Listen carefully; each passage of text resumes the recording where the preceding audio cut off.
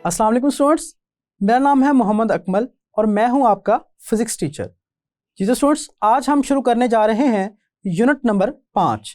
Students, आज के lecture में हम फोर्स ऑफ ग्रेविटेशन के बारे में पढ़ेंगे और देखेंगे कि ग्रेविटेशन का कानून क्या है और ग्रेविटेशन के कानून और न्यूटन के मोशन के तीसरे कानून का आपस में क्या ताल्लुक है। जी तो स्टूडेंट्स, ये सब जानने के लिए चलते हैं हम लाइट बोर्ड की तरफ। जी तो स्टूडेंट्स, आज हम शुरू करने जा रहे हैं यूनिट नंबर 5, ग्रेविटेशन।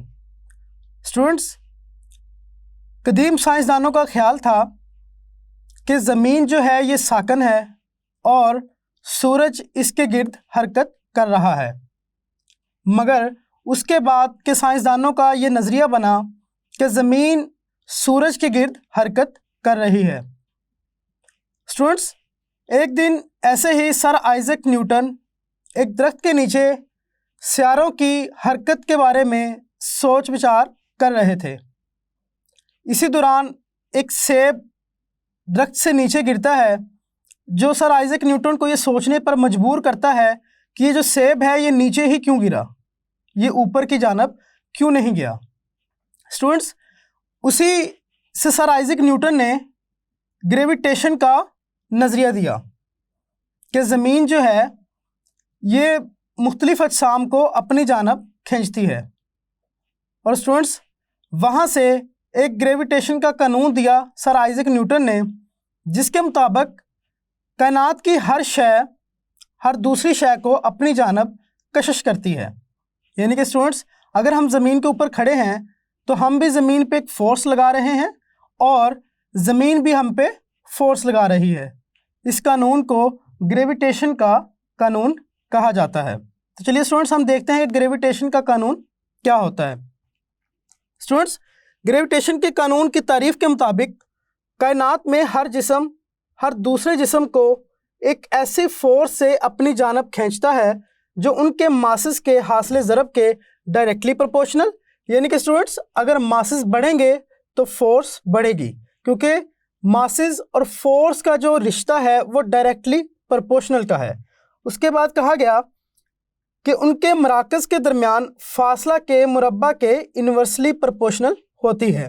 यानी कि स्टूडेंट्स, अगर दो मासेस हैं तो उनका मास अगर ज़्यादा है तो फोर्स ज़्यादा होगी, और अगर उनके दरमियान फासला ज़्यादा है तो फोर्स कम हो जाएगी। चलिए स्टूडेंट्स, डायग्राम के ज़रिए इस कानून को समझने की कोशिश करते हैं। फ़र्ज़ कीजिए हमारे पास एक मास है m1 और एक दूसरा मास है m2।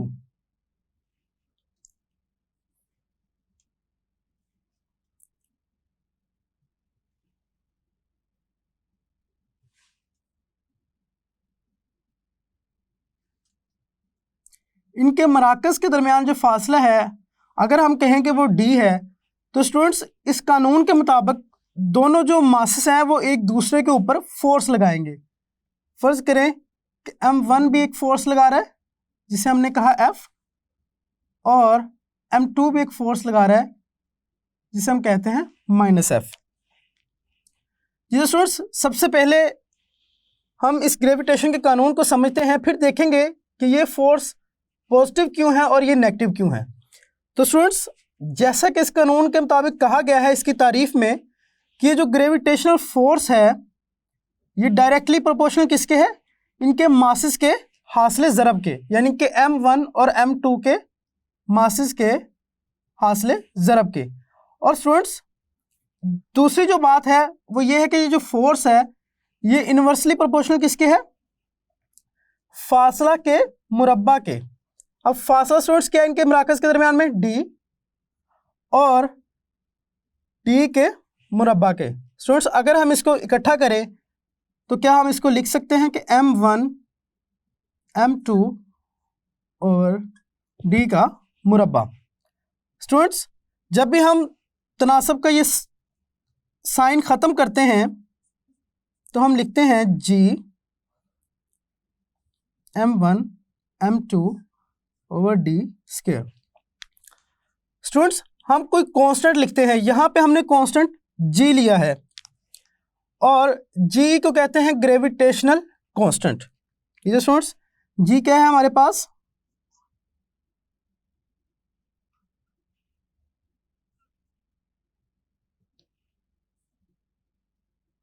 ग्रेविटेशनल कांस्टेंट है जिसकी सिस्टम इंटरनेशनल में जो कीमत है वह है स्टूडेंट्स 6.673 ज़रब 10 की ताकत -11 और इसका यूनिट है स्टूडेंट्स न्यूटन मुरब्बा मीटर फी किलोग्राम का मुरब्बा। स्टूडेंट्स इस जी की कीमत 6.673 ज़रब 10 की ताकत -11 है और ये एक कांस्टेंट है। हम इसको जहाँ पे भी इस्तेमाल करेंगे इसकी जो कीमत है वो कांस्टेंट रहेगी। और स्टूडेंट्स यहाँ पे एफ के हमारे पास वो ग्रेविटेशनल फोर्स है जो इन दो मासेस m1 और m2 के दरमियान मौजूद है। स्टूडेंट्स न्यूटन के जो मोशन का तीसरा कानून है जिसमें कहा गया है हर एक्शन का एक रिएक्शन होता है। स्टूडेंट्स ऐसा ही इस ग्रेविटेशन के कानून में भी है, यानी कि अगर एक जिस्म फोर्स लगा रहा है तो दूसरा जिस्म भी उतनी ही मिकदार से फोर्स लगाएगा। यानी कि स्टूडेंट्स अगर m1 m2 के ऊपर एक फोर्स लगाएगा तो m2 भी m1 के ऊपर उतनी ही मिकदार की फोर्स लगाएगा। यानी कि जिस तरह न्यूटन के मोशन के तीसरे कानून में है कि हर एक्शन का रिएक्शन होता है जो कि बराबर मगर मुखालिफ सिमत में होता है। स्टूडेंट्स यहाँ पर भी वैसा ही है, m1 m2 के ऊपर फोर्स F लगाता है जो कि बराबर होगी जो m2 m1 के ऊपर लगा रहा है वो भी F ही होगी। मगर स्टूडेंट्स चूंकि दोनों की जो सिमत है वो मुखालिफ है लिहाजा हम एक के साथ मनफी का साइन लगाएंगे, यानी कि दोनों की जो कीमत है जो वैल्यू है वो बराबर है मगर दोनों की जो सिमत है वो मुखालिफ है। अगर हम स्टूडेंट्स ज़मीन के ऊपर खड़े हैं तो हमारा जो वेट है जिसे हम वज़न कहते हैं वो नीचे की जानब अमल करता है। और स्टूडेंट्स इसी तरह से जिस तरह वज़न नीचे की जानब अमल कर रहा है यानी कि ये जो ज़मीन है ये हमें नीचे की जानब खींच रही है और स्टूडेंट्स उसी मसावी मकदार का एक फोर्स जो वज़न के बराबर होगी वो ऊपर की जानब भी अमल करेगी क्योंकि हर एक्शन का एक रिएक्शन होता है। जी तो स्टूडेंट्स यहाँ पे आपके जहन में ये बात आई होगी कि अगर हम ज़मीन को खींच रहे हैं और ज़मीन हमें खींच रही है तो हम ज़मीन को उस मिकदार से क्यों नहीं खींच पाते, उस फोर्स की मिकदार से जिससे ज़मीन हमें खींचती है। स्टूडेंट्स जैसा कि हमने इस कानून में बात की कि दोनों के मासेस के हासिल ज़रब के डायरेक्टली प्रोपोर्शनल होती है वो फोर्स। और स्टूडेंट्स यहाँ पे इस जी का जो किरदार है वो सबसे अहम है। स्टूडेंट्स अगर मासेस की मिकदार कम होगी तो जी की जो कीमत है जो कि -11 में है, 10 की ताकत -11 में इसकी कीमत है, तो स्टूडेंट्स ये कीमत जब ज़रब होगी छोटे मासेस के साथ तो फोर्स जो होगी वो इंतहाई कम होगी जिसे हम निगलेक्ट कर सकते हैं। यानी कि स्टूडेंट्स वो इतनी फोर्स होगी कि उसे नज़रअंदाज आसानी से किया जा सकता है। जबकि स्टूडेंट्स जब हम ज़मीन की बात करते हैं ज़मीन का मास हमारी निस्बत बहुत ज़्यादा है जो कि है स्टूडेंट्स ज़मीन का मास है 6 ज़रब 10 की ताकत 24 किलोग्राम।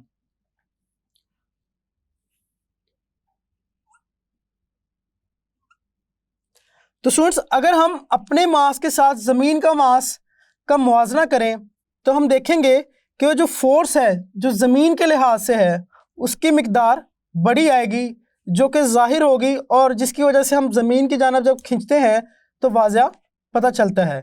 और उसकी मिसाल ये है कि जब हम बॉल को किसी गेंद को ऊपर की जानब उछालते हैं तो वो जो ज़मीन है उसके ऊपर एक ग्रेविटेशनल फोर्स लगाती है और वाज़ह तौर पर हमें नज़र आता है कि ये जो गेंद है उसकी स्पीड आहिस्ता आहिस्ता कम होती जाती है और एक वक्त के बाद वो वापस ज़मीन की तरफ हरकत करना शुरू कर देती है। स्टूडेंट्स ऐसा क्यों होता है? ऐसा ज़मीन की ग्रेविटेशनल फोर्स की वजह से होता है। स्टूडेंट्स ये है ग्रेविटेशन का कानून जिसमें हमने पढ़ा कि जो ग्रेविटेशनल फोर्स है ये दो मासेस के हासिल ज़रब के डायरेक्टली प्रोपोर्शनल और उनके मराकज़ के दरमियानी फासला के मुरब्बा के इन्वर्सली प्रोपोर्शनल होती है। स्टूडेंट्स, उसके बाद हमने बात की न्यूटन के मोशन के तीसरे कानून के बारे में कि न्यूटन की मोशन का तीसरा जो कानून है वो इस ग्रेविटेशन कानून के साथ किस तरह से मुमासलत रखता है। और उसके मुताबिक हमने देखा कि दोनों अजसाम, यहाँ पे जैसे हमने M1 और M2 लिया, दोनों अजसाम एक दूसरे के ऊपर फोर्स लगाते हैं जिनकी जो मिकदार है वो बराबर होती है, जबकि उनकी जो सिमत है वो मुखालिफ होती है। चलिए स्टूडेंट्स, अब हम एक मिसाल से इस कानून को मज़ीद समझने की कोशिश करते हैं। स्टूडेंट्स, यहाँ पे कहा गया है कि दो लेड के गोले जिनमें से हर एक का मास 1000 किलोग्राम है, एक दूसरे के मरकज़ से 1 मीटर के फासले पर रखे गए हैं। इनके स्टूडेंट्स हमें मासेस दिए गए हैं 1000 किलोग्राम और 1000 किलोग्राम। स्टूडेंट्स, अगर ये हमारे पास M1 है जो कि है 1000 किलोग्राम और ये M2 है वो भी स्टूडेंट्स 1000 किलोग्राम है, क्योंकि हमसे कहा गया है दो लेड के गोले जिनमें से हर एक का मास 1000 किलोग्राम है, यानी कि M1 भी 1000 किलोग्राम और M2 भी 1000 किलोग्राम। स्टूडेंट्स, इनके मराकज़ के दरमियान जो फासला दिया गया है वो हमें दिया गया है 1 मीटर, यानी कि D हमारे पास है स्टूडेंट्स 1 मीटर। अब स्टूडेंट्स हमने मालूम क्या करना है, F की कीमत, यानी कि वो फोर्स, वो ग्रेविटेशनल फोर्स जिससे वो एक दूसरे को खींचते हैं।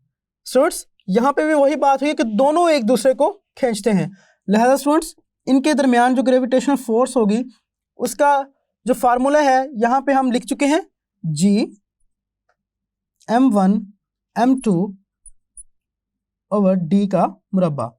जी तो स्टूडेंट्स, G की जो कीमत है हमने यहाँ पे लिखी 6.673 ज़रब 10 की ताकत -11।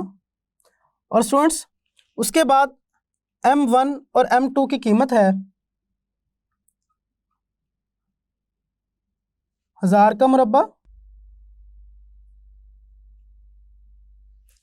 जी स्टूडेंट्स, आप लोग सोच रहे होंगे कि मैंने यहाँ पे 1000 का मुरब्बा क्यों लिया, क्योंकि स्टूडेंट्स M1 और M2 की जो मिकदार है वो बराबर है, यानी कि अगर हम कहें M बराबर है M1 के भी और M2 के भी, तो स्टूडेंट्स हम M1 और M2 की जगह पे M अगर लिखें, अगर इस मसावात के मुताबिक स्टूडेंट्स अगर हम देखें तो यहाँ पे M इंटू M जो होगा स्टूडेंट्स वो हमारे पास हो जाएगा M के मुरब्बा के। इसलिए स्टूडेंट्स मैंने डायरेक्टली 1000 का मुरब्बा लिख दिया। अब स्टूडेंट्स अगर हम इन कीमतों के हिसाब से F की कीमत कैलकुलेट करें तो हमारे पास जो F की कीमत आएगी वो ग्रेविटेशनल फोर्स की कीमत जो इन दोनों मासेस के दरमियान है वो होगी 6.67 ज़रब 10 की ताकत -5 न्यूटन। जी तो स्टूडेंट्स आपको मालूम है कि फोर्स का यूनिट क्या होता है, न्यूटन। तो लिहाजा स्टूडेंट्स दो लेड के गोले जिनमें से हर एक का मास 1000 किलोग्राम है और उनके मराकज़ के दरमियानी फासला 1 मीटर है, उनके दरमियान जो ग्रेविटेशनल फोर्स होगी वो होगी 6.67 ज़रब 10 की ताकत -5 न्यूटन। जी तो स्टूडेंट्स अब हम पढ़ते हैं ग्रेविटेशनल फील्ड के बारे में। स्टूडेंट्स आपने अगर मकनातीस को देखा हो और स्टूडेंट्स मकनातीस जो है उसके गिर्द एक फोर्स की फील्ड होती है, यानी कि उस फील्ड के अंदर अगर हम किसी ऐसे जिस्म को लाएं, चाहे वह मकनातीस हो या ऐसा जिस्म जो मकनातीस की तरफ कशिश रखता हो, तो स्टूडेंट्स वो मकनातीस उस पर फोर्स लगाएगा। स्टूडेंट्स ऐसा सिर्फ एक ख़ास एरिया के अंदर ही होता है। स्टूडेंट्स जिस तरह से मकनातीस एक ख़ास एरिया के अंदर किसी दूसरे जिस्म पर फोर्स लगाता है, उसी तरह से स्टूडेंट्स ज़मीन भी जो है ये भी उसी तरह फोर्स लगाती है। और स्टूडेंट्स उसी तरह से ज़मीन की भी एक फील्ड है, यानी कि ज़मीन उस फील्ड के अंदर किसी दूसरे जिस्म के ऊपर ग्रेविटेशनल फोर्स लगा सकती है। यानी कि स्टूडेंट्स